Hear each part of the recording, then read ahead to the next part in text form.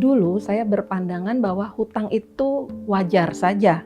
Apalagi kalau kita mengukur diri kita bisa membayarnya. Karena kita punya income, kita punya target, ada kurun waktu tertentu dan kita yakin kita bisa mengembalikan hutang itu. Jadi dulu saya berpikir berhutang nggak ada masalah, yang penting kita bisa membayar. Sejalannya waktu ya Tuhan izinkan kami mengalami masalah berikutnya, di mana suami saya sudah kena stroke. Ya, jadi butuh terapi, pengobatan yang cukup intens, sehingga 1 tahun itu saya memang dengan sumber income hanya 1 dari saya karena suami akhirnya tidak bekerja, membuat saya sudah mulai hidup prihatin.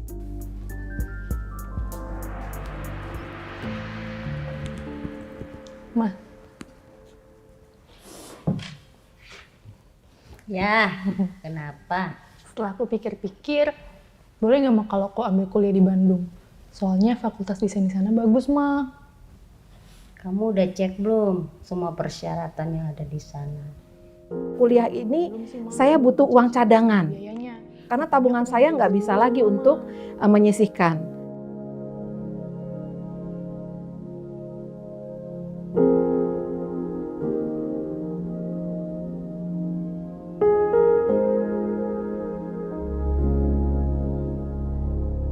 Jadi mulai Maret 2019 itu saya dan suami akhirnya sepakat, oke, kita ambil kredit lagi dengan SHM Agunan. Suami memang waktu itu menyetujui, puji Tuhan 1 tahun suami udah pulih betul-betul. Tapi dia bekerjanya serabutan sehingga income-nya dia pun tidak mencukupi untuk kebutuhan kami. Saya juga coba untuk mengajukan pinjaman di kantor, potong gaji.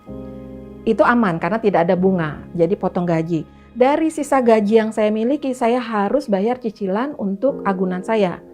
Untuk bayar pinjaman cicilan itu melebihi dari 1/3 income saya sudah ngos-ngosan. Karena income saya sendiri sudah dipotong untuk pinjaman kantor. Akhirnya bulan pertama supaya tidak kena denda saya bisa bayar. Tapi kemudian bulan kedua saya mulai mikir-mikir, saya harus bayar pakai apa? Karena ternyata anak saya yang pertama ada kebutuhan dadakan, dia ada paduan suara, ada lomba dan sebagainya, ada kebutuhan yang memang di luar dari rutinitas. Mau tidak mau, saya supaya tidak kena denda, saya coba berpikir saya ambil KTA yang lain atau biar cepat saya ambil pinjol, pinjaman online.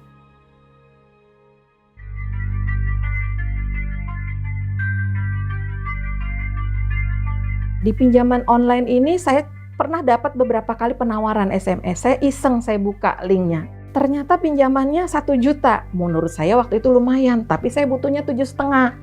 Wah, berarti mesti berapa pinjol? Saya pikir dengan 7 pinjol cukup. Saya buka lagi, ternyata ini biaya administrasinya besar. Wah, nggak cuma 7 pinjol, bisa menjadi kurang lebih 9 pinjol, hanya untuk membayar 1 kali cicilan yang agunan.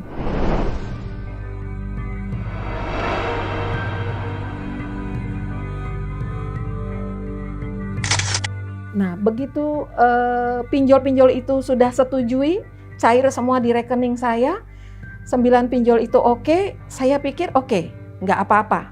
Yang penting sekarang uang ada di tangan untuk bayar cicilan. Nanti urusan bayar, saya mikir lagi berikutnya. Saya berharap karena saya guru, ada sertifikasi.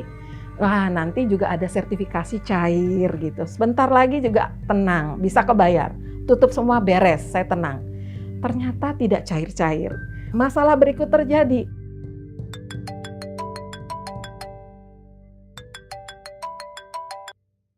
Ya, halo?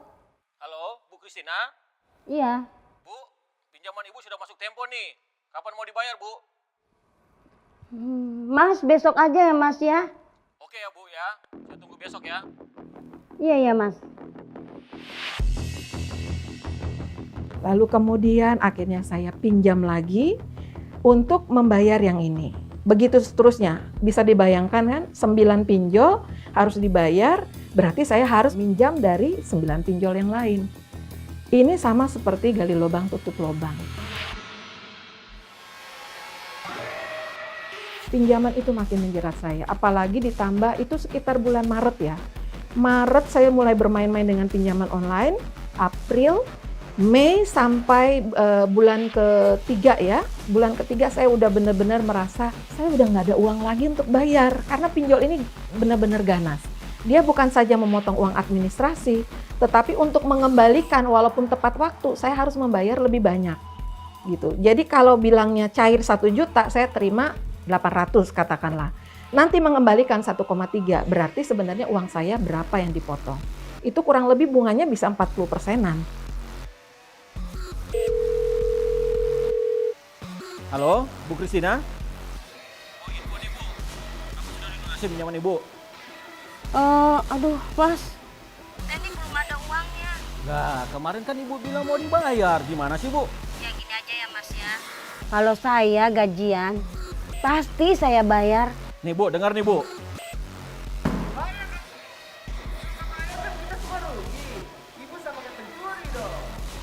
Tuh, Bu. Mau kami kasar sama Ibu. Pokoknya saya tunggu sampai sore ini. Tolong ditransfer segera ya, Bu ya. Bulan Mei mulai teror bermunculan. Sebelum-sebelumnya DC tenang-tenang aja. Taunya mereka dibayar. Padahal saya berdarah-darah, saya harus cari pinjaman yang lain. Bulan Mei itu benar-benar saya stuck, saya nggak bisa, DC sudah mulai teror saya. Kreditur-kreditur memang ada beberapa ya, ada SHM, ada agunan mobil juga. Jadi banyak sekali yang kalau dihitung-hitung totalnya udah melebihi 40-50 kali lipat dari income saya. DC pinjol terutama sudah mulai menteror. Nelfon, awalnya manis-manis menawarkan, tapi ketika tahu saya negosiasi, minta waktu untuk bayarnya, minggu depan Mas saya ada gajian, bener saya nggak akan kabur. Mereka nggak mau tahu, mereka langsung marah. Mereka langsung nggak terima. Jadi pokoknya Ibu kalau nggak bayar besok, saya akan ke kantor, saya akan ke rumah. Saya betul-betul panik ya. Saya kurang pengetahuan saat itu bagaimana menghadapi DC pinjol. Jadi saya stres sekali.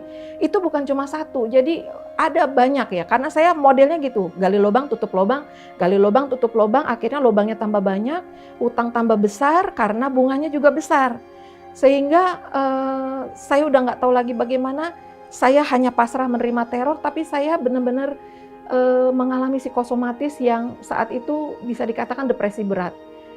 Saya sudah, ini tangan tiba-tiba bergetar sendiri. Kalau sudah lihat handphone tuh udah tiba-tiba tangan tuh bergetar. Kepala tuh sakit sekali, mirip seperti orang vertigo. Jalan seperti goyang, keringat dingin. Kemudian saya tidur malam itu hanya bisa 2 jam. Lebihnya saya cuma termangu-mangu memikirkan hutang, gimana bayarnya, saya harus hubungi siapa untuk bantu saya. Jadi hidup saya, hari-hari saya hanya berpikir bayar utang, bayar utang, bayar utang. Saya benar-benar sampai satu titik di Juni ya, di Juni awal itu saya 1 mingguan itu berpikir, aduh saya udah nggak tahan lagi. Karena memalukan sekali, apalagi ketika DC pinjol udah mulai bikin WA group. WA group bayar hutang Kristina. Kemudian ada lagi WA blast kemana-mana lalu bilang ini maling perusahaan. Lalu ada yang masuk ke anak saya bilang Kristina jual diri untuk bayar hutang. Ini betul-betul rasanya sudah tidak pantas lagi. Sampai saya memang niat mau. Ada saya ketemu satu stasiun yang menurut saya ideal banget buat tempat saya bunuh diri. Dan kalau saya mati, hutang saya pasti nggak akan ditagih. Siapa yang mau tagih? Karena saya yang mengajukan aplikasi. Jadi itulah yang saya pikirkan bolak-balik sampai persisnya satu malam entah tanggal 8 atau 9 Juni. Saya sudah frustrasi sekali, saya sudah lelah sekali, saya udah nggak berani buka handphone. Saya buka selimut saya lipat di lantai, lalu saya tersungkur. Saya cuma bisa menangis, saya cuma bisa berdoa sama Tuhan. Saya bilang, Tuhan, saya tuh nggak pantas, saya terlalu hina. Apa yang saya lakukan udah bikin malu Tuhan. Saya cuma bisa menangis. Saya udah nggak tahu mau ngomong apa lagi. Saya hanya menangis terus. Saya cuma mohon belas kasihan Tuhan. Sampai Tuhan tidak audible bicara. Saya berharap Tuhan audible supaya saya kuat. Tapi ternyata Tuhan tidak audible.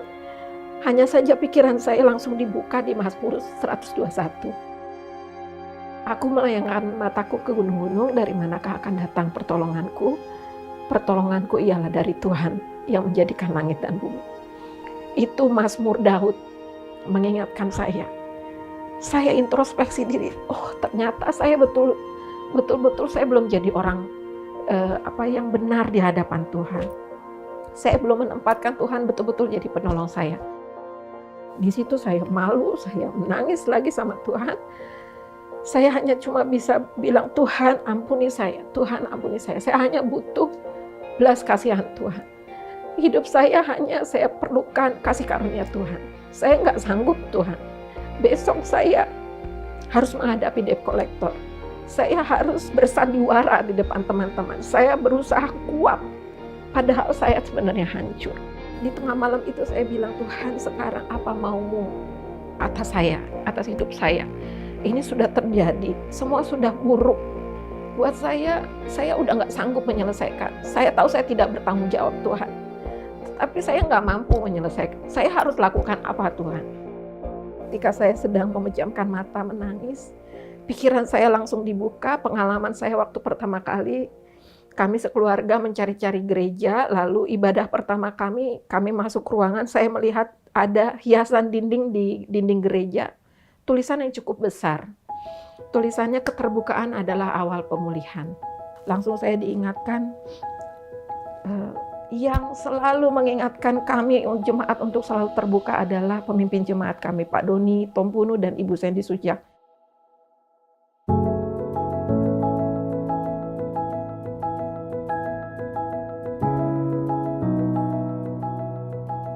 Bu Sandy versinya menguatkan manusia batiniah saya. Karena ketika ibu shock, ibu panik lagi, intimidasi iblis masuk lagi. Itu ada celah. Jadi ibu harus kuat dulu. Oke, ini bagian yang saya harus hadapi. Lewat masalah yang saya alami, keterbukaan saya, Bu Sandy langsung memperkenalkan saya dengan Pak Juhono. Saya diajarkan bagaimana menghitung cost of living, bagaimana mengelola keuangan dengan metode rumah Kristus. Jadi R-nya itu rumah, kemudian biaya rumah ya kalau ada sewa dan sebagainya, utilitas, PLN, PAM, kemudian M itu makan, biaya makan, masak atau makan di luar, kemudian A itu adalah tentang anak, uang sekolah, lalu kemudian H itu tentang hiburan, nonton apa tidak gitu. Kemudian rumah Kristus ya, kemudian K-nya itu kesehatan, pengobatan, apa asuransi kesehatan atau apa, kemudian R-nya itu rupa-rupa, misalnya pulsa kah atau ke salon kah, lalu I-nya investasi. Ibu ada pengeluaran di investasi nggak? Investasinya bener apa enggak? Coba. S-nya sandang.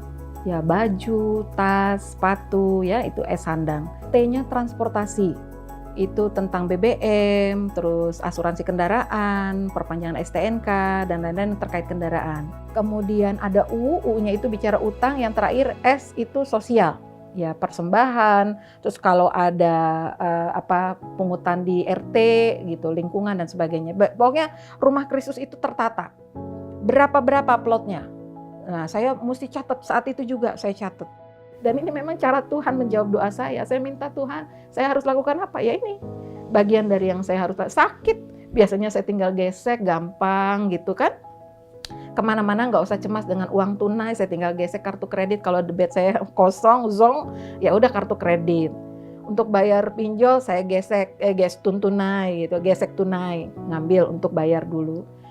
Tapi sekarang harus tutup semua akses saya. 3 kartu kredit saya yang tidak bermasalah, mentor saya harus tutup, nggak bisa. Selama ibu punya pola pikir hutang untuk kebutuhan itu nggak benar. Tutup semua, ibu fokus ngumpulin dana, fokus untuk minta keringanan. 3 bulan pertama itu menghadapi debt collector, keluar masuk bank, mengajukan permohonan, sambil di mentoring saya harus lapor rumah Kristus saya ke Pak Juwono. Jadi saya diajarkan.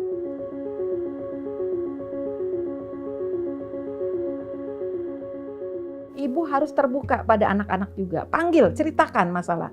Jadi anak saya yang pertama barista, terus anak saya yang kedua, udah mami tenang aja, aku udah mulai bisa. Laptop kan mami udah beliin, jadi aku mau buka jasa, mau ngedesain, aku akan hubungi teman-teman lama. Wah ketika saya taat, saya ikuti, itu jalan Tuhan benar-benar terbuka lebar.